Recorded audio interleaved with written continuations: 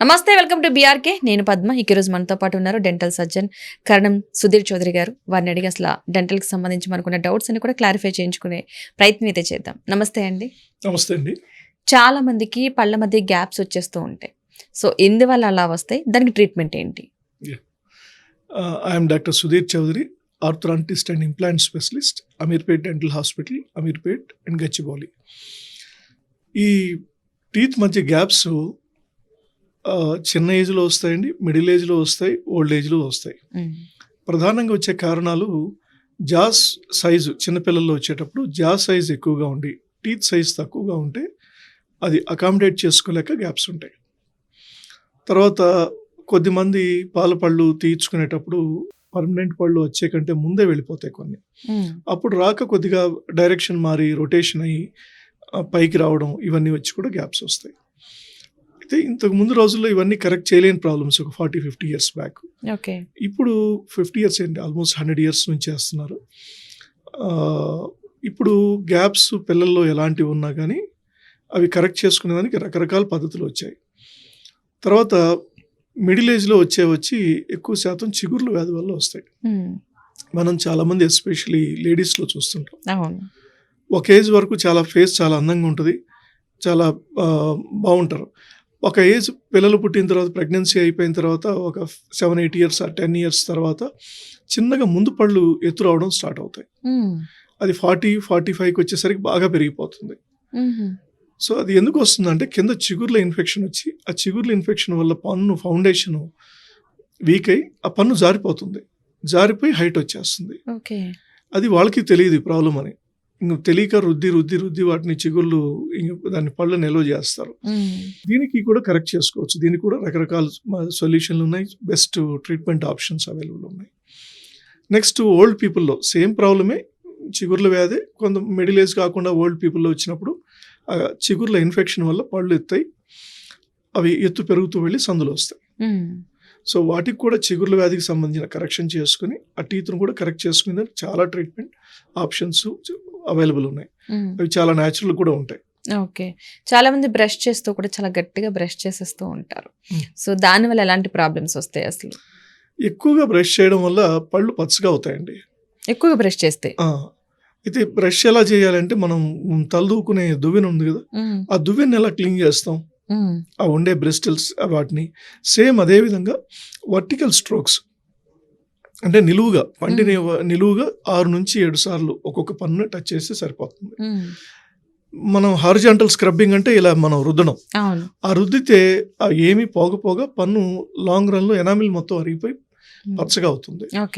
పంటి పై పొర వైట్ గా ఉంటుంది, సెకండ్ లేయర్ ఎల్లోగా ఉంటుంది, థర్డ్ లేయర్ ఇంకా రెడ్ గా ఉంటుంది. ఆ ఫస్ట్ లేయర్ వైట్ అరిగిపోతే సెకండ్ లేయర్ ఎల్లో కనిపిస్తుంది, రిఫ్లెక్ట్ అవుతుంది. సో అందుకే పిల్లలకి వీడియోల్లో బ్రషింగ్ టెక్నిక్స్ అనేది చూడడం అలవాటు చేసుకోవాలా. చేసుకుంటే వాళ్ళు గైడ్ చేసుకున్నప్పుడు, డాక్టర్ దగ్గరికి వచ్చినప్పుడు గైడ్ చేస్తే ప్రాపర్గా చిన్న వయసు నుంచే చేసుకుంటారు, నార్మల్ అయిపోతుంది. ఇంకా చిన్నపిల్లల్లో గనక ఉంటే గనక ఆ పసుపు రంగు ఉంటే, చిన్నపిల్లల్లో ఉన్నప్పుడు ఏంటంటే జనరల్గా 18 ఇయర్స్ వరకు 21 వరకు మేము పెద్ద టచ్ చేయమండి. 21 దాటిన తర్వాత పళ్ళు పచ్చగా ఉన్నాయంటే లామినేట్స్ అని ఇస్తాం. ఒకవేళ న్యాచురల్ ఎనామిల్ రావడం తక్కువగా ఉండి లేదా ఫామ్ అవడం వచ్చింది బాగా అరగదీసేశారంటే కొత్త లేయర్ ఇచ్చే టెక్నిక్స్ ఉన్నాయి. వాటిని కాంపోజిట్ లామినేట్స్ అని, సిరమిక్ లామినేట్స్ అని ఉన్నాయి. సో మళ్ళీ ఒరిజినల్ కలర్ కంటే ఇంకా బాగా చేయొచ్చు, ఇంకా ప్యూర్ వైట్గా. ఓకే, చాలా మందికి పుచ్చిపళ్ళు వచ్చేస్తూ ఉంటాయి. అసలు ఆ పళ్ళని శాశ్వతంగా రిమూవ్ చేసుకోవడం కానీ ఇంకా రాకుండా చేయడానికి కానీ ఆప్షన్స్ ఉన్నాయంటారా? ఉన్నాయండి. అంటే పళ్ళు పుచ్చిపోకుండా చేసుకోవాలంటే చిన్నపిల్లల్లోనే పిట్ అండ్ ఫిషర్ సీలెంట్స్ అని ఉన్నాయి. ఆ పిట్ అండ్ ఫిషర్ సీలెంట్స్ అంటే పంటి లోపల మనకి చేతిలో రేఖలు ఉంటాయి కదా, ఈ రేఖలు ఉన్నట్టే పంటి లోపల గీతలు ఉంటాయి, చిన్న హోల్స్ గీతలు ఉంటాయి. ఆ హోల్స్ని పిట్స్ అంటాం, లైన్స్ని ఫిషర్స్ అంటాం. స్వీట్ జనరల్గా దీనిలో విరుక్కొని అది పులిసిపోయి ఒక లాక్టోబాసిల్లై అనే బ్యాక్టీరియాని ఫామ్ చేస్తుంది. అది లాక్టిక్ యాసిడ్ అని ఒక యాసిడ్ని ప్రొడ్యూస్ చేస్తుంది. అది 3.4 pH దగ్గర పన్నుకు రంధ్రం వేస్తుంది. సాధారణంగా ఈ రేఖల్ని ఈ హోల్స్ని సీల్ చేసుకుంటే ఆ స్వీట్ అతుక్కున్న తిన్నా కానీ అతుక్కోదు, చాక్లెట్ తిన్నా అతుక్కోదు.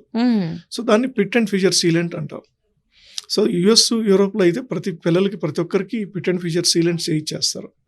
ఎప్పుడు ఏ వయసులో చేయించుకోవచ్చు? నార్మల్ 10 ఏళ్ళు 12 ఏళ్ళు అప్పుడు పాల చేయించుకోవచ్చు. పళ్ళకే స్టార్ట్ చేస్తారు. తర్వాత పర్మనెంట్ పళ్ళు అని వచ్చిన తర్వాత 14 ఏళ్ళు 15 ఏళ్ళకి ఒకసారి అన్నిటికీ చేయించేస్తారు. మ్మ్. సో 12 తర్వాత చేసుకుంటారు. ఇది చేసుకున్నప్పుడు ఈ పన్ను పుచ్చిపోయే అవకాశం ఒక 95% తగ్గిపోతుంది. ఆ, ఓకే. మిగిలింది ఏమైనా ఉందంటే ఇంకా తప్పదు, ఇంకా దానికి ఇంకేస్ పెద్దవాళ్ళు ఉంటే. పెద్దవాళ్ళు కూడా చేసుకోవచ్చు అండి, ఇది పిల్లలకైనే కాదు. మ్మ్. సో పెద్దవాళ్ళకు కూడా ఈ పిట్ అండ్ ఫీచర్ సీలెంట్ చేసుకుంటే పన్ను పుచ్చిపోయే అవకాశం తగ్గిపోతుంది, పన్ను నొప్పి వచ్చే అవకాశం కూడా తగ్గుతుంది. మ్మ్. ఒకవేళ ఆల్రెడీ పుచ్చిపోతే ఫిల్లింగ్స్ ఉన్నాయి, ఇప్పుడు అసలు ఎంత దగ్గర నుంచి చూసినా తెలియకుండా ఉండే ఫిల్లింగ్స్ ఉన్నాయి. ఓకే. అసలు ఫిల్లింగ్ చేసుకున్నట్టు తెలియదు. మ్మ్. సో కొద్దిమందికి ఇంత ముందు బ్లాక్ గా ఫిల్లింగ్ చేసేవాళ్ళు, వాళ్ళు బాగా నవ్వినప్పుడు అవి కనిపిస్తాయి. అవును. సో ఇవి అలా కాదు. మీరు అసలు ఒక 10 టీత్కి 20 టీత్కి ఫిల్లింగ్ చేసినా కానీ తెలియదు అసలు బయట. ఓకే. సో న్యాచురల్గా ఉండే ఫిల్లింగ్స్ వచ్చినాయి. అండ్ ఇవి డ్యూరేషన్ కూడా ఎక్కువ కాలం ఉంటాయి, మినిమం 7 years నుంచి మ్యాక్సిమం 25 years 30 years వరకు కూడా ఉంటాయి. మ్మ్. అంటే ఎక్కడైనా ఎడ్జ్లో ఉన్నవి, కార్నర్లో ఉన్నవి వాటికి మినిమం టైం చెప్తున్నాం. మ్మ్. నార్మల్ పన్ను స్టాండర్డ్గా ఉండి సెంటర్లో ఉంటే అది లైఫ్ టైం ఉంటుంది ఫిల్లింగ్. పిల్లల్లో ఆ పళ్ళ మధ్య గ్యాప్ ని ఫిల్ చేయడం ఎలాగా, దాని ట్రీట్మెంట్ ఏంటి, అసలు రాకుండా ఉండడానికి ఏమైనా ఉన్నాయా? ఈ గ్యాప్స్ పిల్లల్లో ఎందుకు వస్తాయంటే ఎముక స్పేస్ ఎక్కువగా ఉండి, టీత్ స్పేస్ తక్కువగా ఉండి, దానివల్ల వచ్చేదానికి టీత్ వచ్చేటప్పుడు స్పేస్ ఎక్కువగా ఉండి గ్యాప్స్ వస్తాయండి. మ్మ్. దీన్ని చిన్న ఏజ్లోనే కరెక్ట్ చేసుకోవచ్చు. దీన్ని బ్రేసెస్ అని వేస్తాం. మ్మ్. బ్రేసెస్ అంటే ఇప్పుడు రకరకాల బ్రేసెస్లు వచ్చినాయి. పాత రోజుల్లో మెటల్ బ్రేసెస్ అని ఉండేవి, అవును. ఇప్పుడు వాటి ప్లేస్లో వైట్ కలర్ సిరమిక్ బ్రేసెస్ అని వచ్చాయి. మ్మ్. ఇంక ఇప్పుడు అలైనర్స్ అని తీసి పెట్టుకునే బ్రేసెస్ వచ్చినాయి. మ్మ్. ఎప్పుడు కావాలంటే అప్పుడు తీయొచ్చు, ఎప్పుడు కావాలంటే అప్పుడు పెట్టుకోవచ్చు. సో ఈ గ్యాప్స్ అని ఎంత ఉన్నా క్లోజ్ చేసుకోవచ్చు. సెకండ్, మిడిల్ ఏజ్లో ఉన్నప్పుడు, మ్మ్. మిడిల్ ఏజ్లో ఎస్పెషలీ లేడీస్లో ప్రెగ్నెన్సీ టైంలో ప్రెగ్నెన్సీ జింజైవిటిస్ అని వస్తుంది. ఓకే. ఇది ఆల్మోస్ట్ 33% పాపులేషన్లో ఉంటుంది ప్రెగ్నెన్సీ జింజైవిటిస్. మ్మ్. సో ఈ ప్రెగ్నెన్సీ జింజైవిటిస్ ఉందని వాళ్ళకి తెలియదు, మ్మ్. ఇది హార్మోనల్ చేంజెస్ వల్ల వస్తుంది. సో దీంట్లో చిగుర్ల నుంచి రక్తం రావడం, తర్వాత చిగుర్లు వాయడం, చిగుర్ల కింద సందులు ఏర్పడడం, మ్మ్. చిగుర్ల ఇన్ఫెక్షన్కి దారితీస్తుంది. క్రమేణా ప్రెగ్నెన్సీ అయిన కొన్ని సంవత్సరాలకి ఆ ఇన్ఫెక్షన్ అది ఎక్కువై కింద ఉండే ఎముక సపోర్ట్ని తినేస్తుంది. ఓకే. తినేయడం వల్ల పన్ను జారిపోతుంది, మ్మ్. స్ప్రెడ్ అవుతాయి పళ్ళు, హైట్ రావడం స్టార్ట్ అవుతాయి, పంటి మధ్య సందులు స్టార్ట్ అవుతాయి, ఫేస్ కూడా ఈ పార్ట్ మారుతుంది ఎత్తొచ్చి. మ్మ్. సో వీళ్ళకి బోన్ లాస్ ముందు ఆ చిగుర్ల ఇన్ఫెక్షన్కి లేజర్ ట్రీట్మెంట్ అని చేస్తాం. పళ్ళు క్లీన్ చేసి లేజర్ ట్రీట్మెంట్ అని చేస్తే చిగుర్ల ఇన్ఫెక్షన్ ఫస్ట్ దూరం అవుతుంది. మ్మ్.